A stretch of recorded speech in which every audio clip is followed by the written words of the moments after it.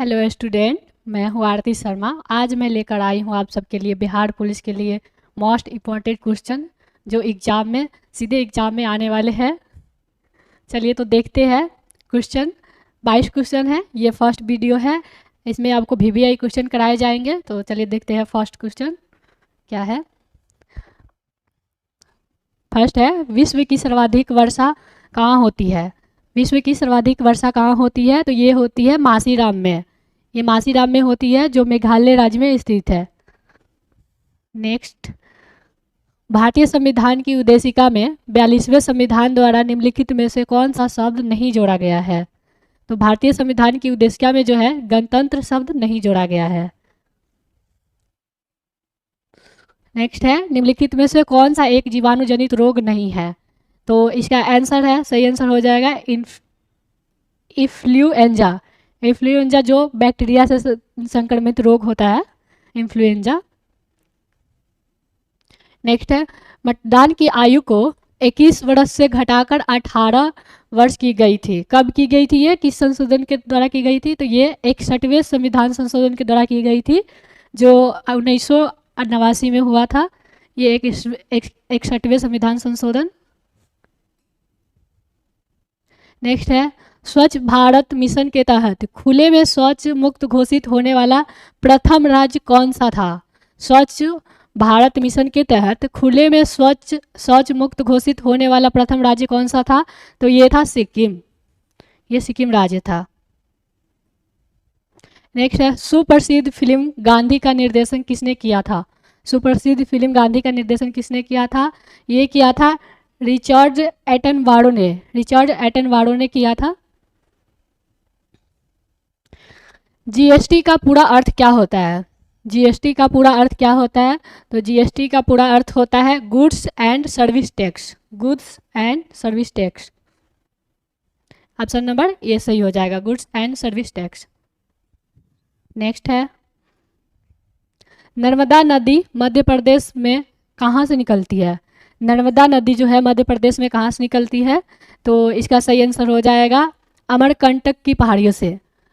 अमरकंटक की पहाड़ियों से निकलती है ये। नेक्स्ट है, मानव शरीर की सबसे लंबी हड्डी कौन सी है? मानव शरीर की जो सबसे लंबी हड्डी होती है वो कौन सी होती है? तो ये होती है फीमर। जो कूल्हे से लेकर ये घुटने तक होती है उसको फीमर बोला जाता है, जिसे जांग की हड्डी बोलते हैं। ये फीमर होती है। भारतीय संविधान का कौन सा अनुच्छेद सहकारी समितियों के संवर्धन से संबंधित है? भारतीय संविधान का कौन सा अनुच्छेद जो है सहकारी समितियों के संवर्धन से संबंधित है? तो ये है 43 का ए। 43 का ये है। नेक्स्ट है, राजा टोडरमल निम्नलिखित में से किस मुगल सम्राट के शासनकाल के दौरान राजस्व मंत्री थे? राजा टोडरमल किस मुगल सम्राट के शासनकाल के दौरान मंत्री थे? तो वो है, ये तो सबको पता है, ये अकबर के शासनकाल के दौरान थे। नेक्स्ट बढ़ते हैं, निम्नलिखित में से कौन सा वह साधारण उपकरण है जिसका उपयोग विद्युत परिपथ को वियोजित करने या इसे पूर्ण करने के लिए किया जाता है?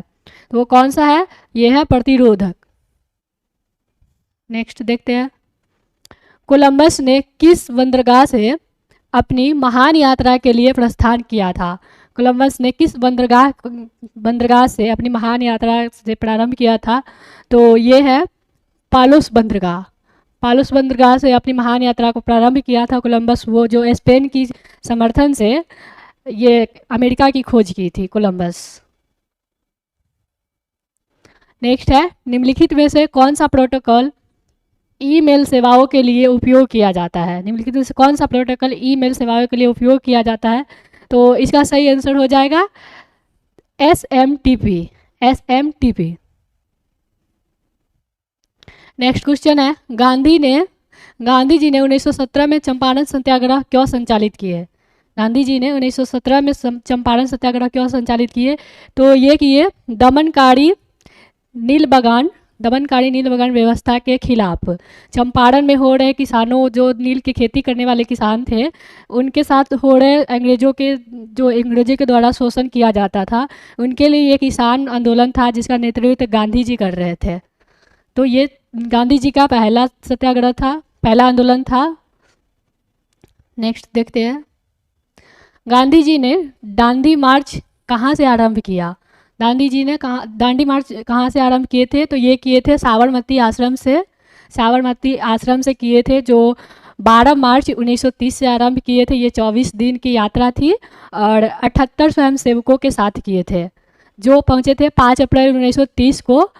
ये दांडी मार्च पहुँचे थे साबरमती आश्रम से। नेक्स्ट देखते हैं, सुधीर मन कप किस खेल से संबंधित है। सुधीर मन कप किस खेल से संबंधित है, तो ये है बैडमिंटन से संबंधित है। नेक्स्ट है, एक व्यास समर्पित पुष्प का उदाहरण है। एक व्यास समर्पित पुष्प का उदाहरण है मटर।